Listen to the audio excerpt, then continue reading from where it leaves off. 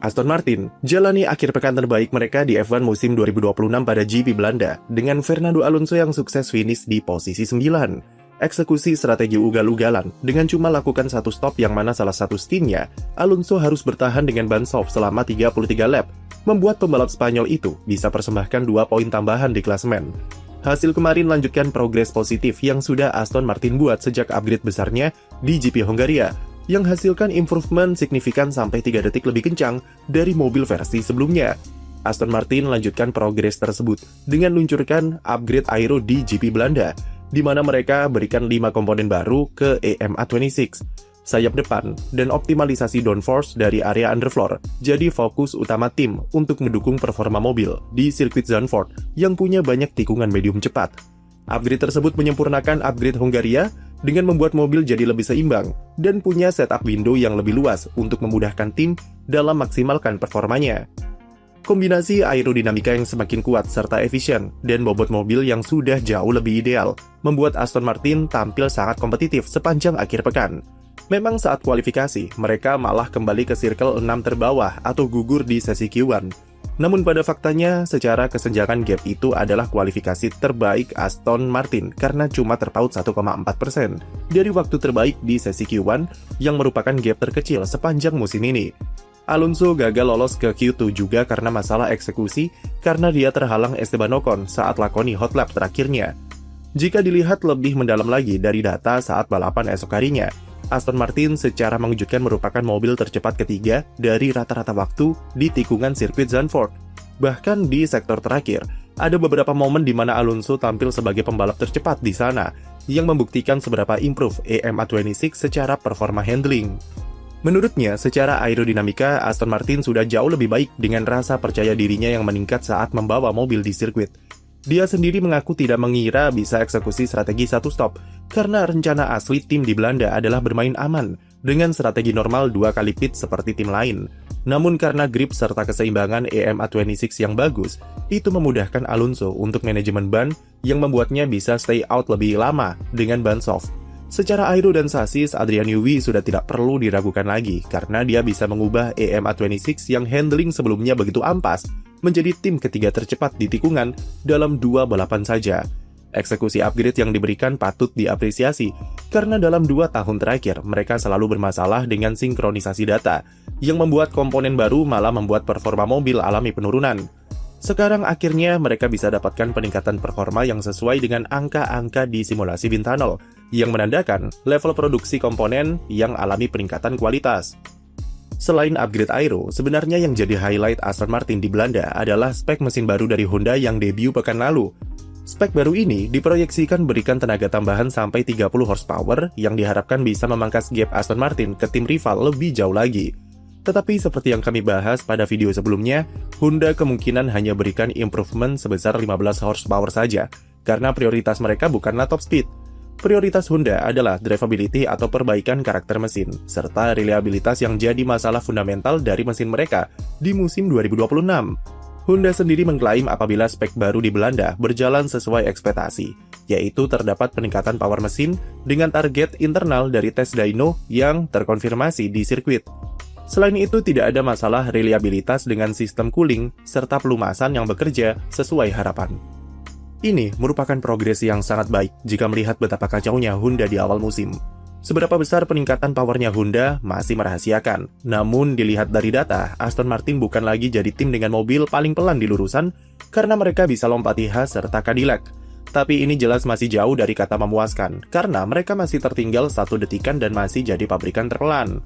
Bahkan melansir dari Autoracer, Honda disebut masih punya defisit antara 50-70 horsepower dari pabrikan tercepat, yang artinya upgrade di Belanda tidak begitu berpengaruh dari aspek tenaga mesin. Terlihat ketika Alonso berduel dengan Carlos Sainz, dia tidak bisa mengejar pembalap Williams itu di lurusan, meski sudah memakai overtake mode, dan baru bisa menyalipnya usai manfaatkan keunggulan handling mobil di tikungan. Selain itu, upgrade spek baru Honda juga tidak sepenuhnya mengatasi masalah drivability yang ternyata masih dirasakan beberapa gejala negatifnya di GP Belanda. Lance Stroll serta Alonso masih mengeluhkan engine brake yang tidak konsisten dan menyebabkan keduanya kesulitan saat mengerem sebelum tikungan. Selain itu, downshift dan upshift masih seringkali tidak sinkron dengan jumlah energi baterai yang diharvest ataupun disalurkan ke tenaga mesin, membuat manajemen baterai yang tidak konsisten di setiap lapnya. Oleh sebab itu, Alonso tidak bisa beri penilaian terhadap mesin baru Honda karena defisit power dan karakternya yang masih inkonsisten. Honda mengakui kalau drivability adalah masalah yang saat ini jadi prioritas untuk bisa diperbaiki secepat mungkin.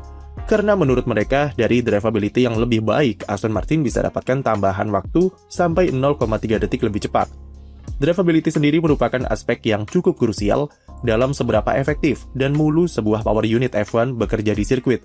Itu karena mesin F1 bukan cuma perkara gede-gedean horsepower saja, tapi bagaimana mengatur cara kerjanya ketika mengerem, berbelok, sampai akselerasi adalah satu kesatuan yang harus bekerja secara selaras atau sinkron. Regulasi 2026 dengan pembagian energi hampir 50-50 antara mesin combustion dengan energi listrik membuat cara kerja power unit jadi jauh lebih kompleks. Setidaknya ada 3 fase krusial dari aspek drivability di regulasi 2026, yaitu pengereman dan recharging, lalu transisi sebelum akselerasi, sampai saat akselerasi itu sendiri. Ketika mengerem, sistem power unit harus melakukan 2 pekerjaan sekaligus, yaitu memberikan engine braking dari efek downshift gearbox yang natural serta efektif, dan mengisi baterai sebanyak mungkin di MGUK lewat pengereman. Ada 4 hal yang terjadi di fase pengereman ini. Pertama adalah RPM mesin akan berperan sebagai engine braking yang dibantu lewat downshift di gearbox. Kedua adalah downshift ini akan disesuaikan lewat software mapping supaya bisa selaras dengan putaran mesin saat menurunkan giginya. Lalu ketiga adalah MGUK mulai berfungsi sebagai generator yang mengubah energi kinetik pengereman jadi energi listrik yang masuk ke baterai. Keempat adalah sistem brake by wire akan mengatur besar kontribusi rem belakang dengan engine braking untuk menentukan seberapa banyak energi yang di-recharge. 4 hal tersebut harus bekerja secara sinkron dalam ukuran waktu sepersekian detik. Dan yang terjadi di Aston Martin adalah salah satu atau beberapa proses tersebut ada yang tidak bekerja secara pas. Akibatnya adalah engine braking terlalu agresif, recharge baterai yang tidak optimal, sampai downshift gearbox yang tidak konsisten. Di fase selanjutnya ada transisi sebelum akselerasi yang merupakan titik paling kritis dalam delivery power mesin di regulasi 2026. Transisi saat pengisian baterai sudah mencapai batas di tikungan, bisa membuat daya cengkram rem di bagian belakang tiba-tiba menghilang, dan pembalap akan merasakan perubahan handling mendadak. Di fase ini, peran software sangatlah penting, karena setiap tikungan mempunyai batas pengisian dan deployment baterai yang berbeda-beda, sehingga perlu intervensi software untuk mengaturnya dengan halus.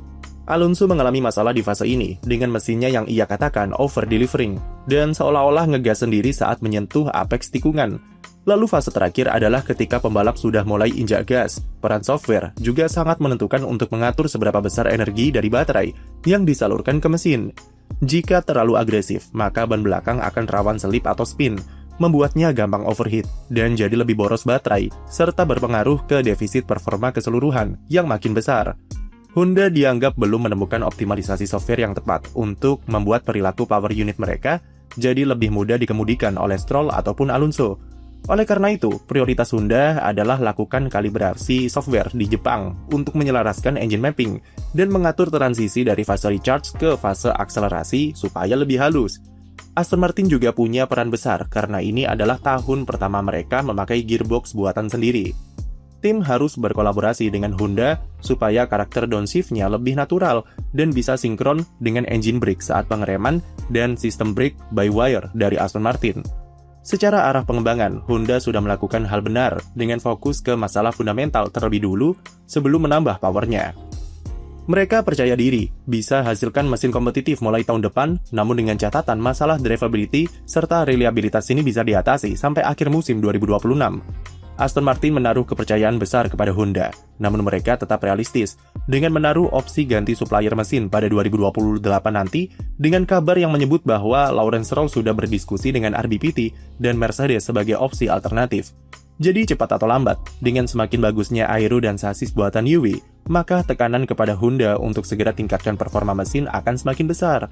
Itu juga menunjukkan kalau Aston Martin belum sepenuhnya yakin dengan prospek Honda di regulasi saat ini, dengan secara realistis mempertimbangkan opsi pabrikan alternatif. Sekian video dari kami, jangan lupa beri like dan subscribe untuk konten F1 lainnya.